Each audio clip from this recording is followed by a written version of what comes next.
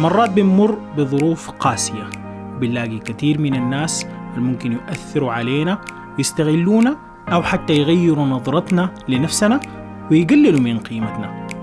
بس كيف نعرف قيمتنا الحقيقية في الحياة وكيف نقدر نقدر ونخط مكانة لأنفسنا؟ الحاجات دي احنا نتكلم عنها الليلة في حلقتنا. يلا نبدأ. يوم السلام عليكم ورحمة الله. رجعت لكم تاني معاذ عثمان، وانا داقي جرس في انه مجتمعنا لما تعرف قيمتك او تعرف تتكلم عن نفسك او حتى تعرف الحاجات اللي بتميزك عن بقية الناس بيعتبروك مرات كده متكبر. الموضوع بتاع معرفة قيمة الزول ومعرفة مكانتك لنفسك كده ده ما عنده اي علاقة بموضوع انك تكون متكبر. It's self-esteem، يعني حاجة كده مرتبطة بالنفس، يعني قيمتي لنفسي. اوه ماي جاد. وفي تجربة اجتماعية انا سمعتها عدة مرات، هي تجربة الجنيه، او انك تاخد 100 جنيه سوداني مثلا، يقول لك ها 100 جنيه دي انت دايرة حسي؟ تقول لي اي. لو كده طبقتها لسه دايرة؟ لو مسكتها كرفست، ما حكرفستها طبعا، حكرفستها. لو مسكتها كرفست ال 100 جنيه، تخيل دي 100 جنيه اوكي، لو مسكتها كرفست ال 100 جنيه دي انت دايرة لسه؟ هل نقصت من قيمتها؟ فانت هتقول اي لسه دايرة، لانه قيمتها في النهاية ستيل ال 100 جنيه. اوكي فال100 جنيه دي زيك انت بالضبط، يعني مهما ما طبقتك الحياه، كرفستك، الظروف، الكهرباء القاطعه الليله احنا قاعدين بنصور فيها دي اثرت على حياتك، اثرت على تجربتك في الحياه، ده ما مفروض ينقص من قيمتك. انت كبني ادم عندك قيمه بمدى تاثيرك في المجتمع ومدى فعاليتك في القيام بمهامك في الحاجات اللي انت بتعملها في الحياه، سواء كنت طالب في الجامعه مدى اجتهادك في الحاجه دي ومدى اجتهادك انك تنجح وبعدين تكون زول شغال في الوظيفه المعينه دي باقصى مجهود ممكن، او حتى لو كنت اب او كنت مدى فعاليتكم في انكم تربوا اولادكم وتطلعوا اجيال نافعه تبني اوطانها وتعمر الارض وتؤدي وظيفتها الحقيقيه في الحياه. فدي كلها دي بتعبر عن قيمتك، مدى القروش اللي عندك، مكانتك الاجتماعيه، شكلك، ده ما مفروض يحدد قيمتك نهائيا. اما قيم الناس قال لك بشنو؟ بالاخلاق. عندك اخلاق كويسه معناها انت زول كويس، عندك اخلاق زباله معناها انت زول زباله. اوكي طبعا انا جاي اتكلم عن النقطه دي لاننا بنعرف عيوبنا كويس، بنركز في مشاكلنا، دائما بنعرف الحاجات الناقصانه في الحياه. انا ما عارف ما طويل بما فيه الكفايه، بيت ما عارف تقول انا ما سمحه بما فيه الكفايه، او واجهاني مشاكل في ان انا ما قادر اقرا زي فلانه ديك واجيب درجات عاليه زيها. بنعرف دائما نواقصنا في الحياه. انا عارف في حسابين، لكن اي لوك كيوت في الهودي بتاعتي دي من معاذ جنب. ممكن تشتري الهوديز بتاعت اصلي والتيشيرتات بتاعت تكبر تنسى وتصغر تتذكر من الميرش ستور بتاعنا، الرابط تحت في وصف الفيديو. شفتوا ميرشندايز يا مان.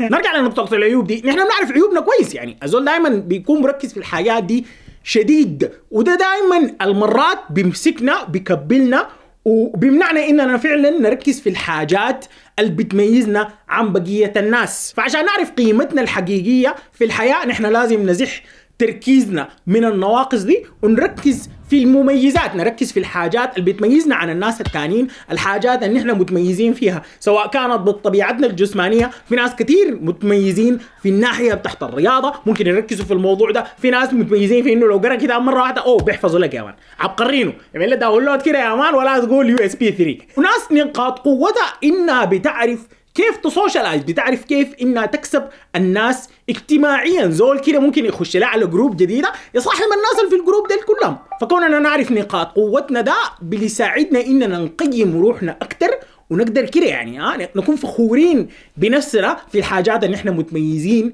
بها والحاجات اللي اجتهدنا عشان نصل لها. برضو بيعني انك تعرف حدود نفسك، الليميتس بتاعتك، الليميتيشنز بتاعتك اللي انت ممكن تصل بيها. مثلا انا مع اصحابي، انا زول قاعد انوم بدري، يعني 8 9 دقيقة خلاص بنعس، حتى لو نحن طالعين شارع النيل، حتى لو طالعين، لو ما كان عرس زول، لو ما كانت حاجة كده مهمة حياة او موت كده، ده الساعة 9 خلاص. ليه؟ لانه انا زول عارف انه انا بكون مور برودكتيف بالصباح. بصحى من 4 صباحا يا مان، تصلي الصبح كده، جو رايق، ناس كلها نايمة يا مان، بقدر كده اركز امخمخ بمزاج، تشتغل شغلك، تشتغل مونتاج، تشتغل الحاجة دي دايما بتاع تقييم النفس. الحاجة دي دايما انك تعمل لروحك تشيك، انك تعمل لروحك كده تقييم، يومي ده كان ظابط ولا لا. وبرضه الحاجة دي ممكن تكون بانك يكون عندك جورنال او يكون عندك دفتر كده زي كده، ده تقوم تكتب فيه مفكراتك في اليوم الفلاني، لقيت الموزه ديك في المصاب اقصد، وكل فتره تيجي تراجع الجورنال بتاعك صدقني هتقعد تضحك. انا عندي وحدات كده قاعدين من ايام الجامعه very funny stuff.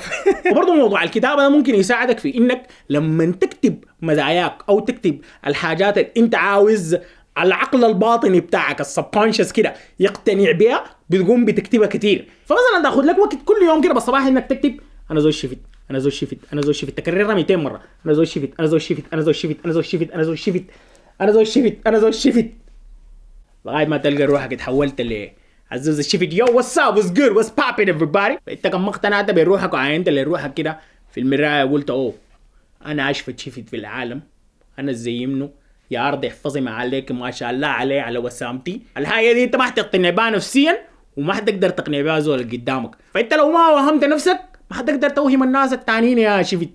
وقال فاهمني انت، فاهمني ولا اوكي؟ فالحاجات دي كلها تريكس بتاعت سايكولوجي، كلها كده خدع بتاعت علم نفس بتساعدك انك تطور من نفسك اكتر وتقتنع بالحاجه اللي انت عاوز تعملها او عاوز تحققها. ففي كميه بتاعت ناس بيكون هو زول ذكي جدا جدا خالص لكن هو ما عنده الثقه في نفسه وبقى ما عارف مكانه نفسه، هو ذكي لهذه درجه او هو بيقدر يعمل الحاجه دي ولا لا. واخر نقطه بتساعدك انك تعرف قيمتك في الحياه انه دائما لازم تعمل اسسمنت لروحك كل 6 شهور او كل سنه. فانت تطوراتك لو حاولت انك تقيسها مرات كل يوم مرات بتحس بالفشل. يعني انا حاولت ان انا اعمل الحاجه دي لمده 3 يوم كده ده وما نجحت. حاولت ان انا اعمل بوش اب لمده 3 يوم ما قامت لي عضلات.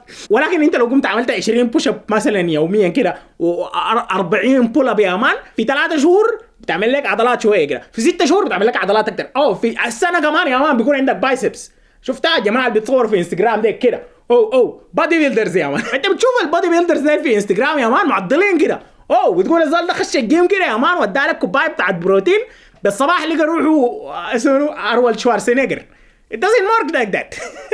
فنحن لازم نقتنع انه كل حاجه عشان تتطور وكل حاجه عشان فعلا تصل لقمه نجاحها بتاخد وقت. فربنا قادر جدا انه كان يخلق الارض والسماوات في يوم واحد او في لحظه كده، ولكن في القران احنا مكتوب عندنا انه ربنا خلق السماوات والارض في 6 ايام. ده عشان نتعلم نحن الصبر، عشان نحن نتعلم الصبر، عشان نصبر على كميه بتاعت حاجات ونعرف انه النجاح بجد بيكون طعمه احلى لما تتعب له، لما تجتهد له، لما تطور من نفسك عشان تصل له. وده بوديني لي حاجه كان كاتبه واحد من الرابرز زي اسمه جاي كول، بيقول life is a movie, pick your own role, climb your own ladder or you dig your own hole, you sit around crying, that's like sit around dying, you wanna touch the sky, you better figure out flying. الكلام ده بالعربي معناه شنو؟ الحياه دي بقول لك زي الفيلم pick your own role، اختار دورك فيها، سواء كنت انت حتكون الضحيه قاعد بتبكي 24 ساعه على المصايب اللي بتجيك، ولا حتكون البطل اللي بيتغلب على المصاعب دي وبينجح في النهايه. بيشيل البطله كده اهو بيتزوجها بيمشي بيت اهلها. فانت يا بتتسلق سلمك براك ولا بتحفر لنفسك حفره وبتدفن روحك فيها. فكونك انك تقعد تبكي على خيبات الامل، كونك انك تقعد تبكي لانك ما واثق من نفسك بما فيه الكفايه، ذكي انك انت ما قاعد بتنجز في حياتك. ممكن تبكي شويتين كده وتنفسن شويتين كده، لكن لازم تنفض نفسك كده وتمشي، لانه ما بصح ينفضك. فانت اذا كنت عاوز تلمس السماء لازم تتعلم الطيران. وقال لك كلامي بس ده رايي انا ومن وجهه نظري المتواضعه. انتوا رايكم شنو؟ اكتبوا لي رايكم تحت في التعليقات. لو عجبتكم الحلقه دي ممكن تحضروا الحلقه اللي فاتت من هنا، او ممكن تحضروا نشره الاخبار بقت عندها قراءه براء من هنا، تعملوا اشتراك من هنا. في النهايه بقول لكم شكرا لكم للمتابعه، انتظرونا يوم الخميس القادم. معاذ عثمان، داقي جرس، السلام عليكم.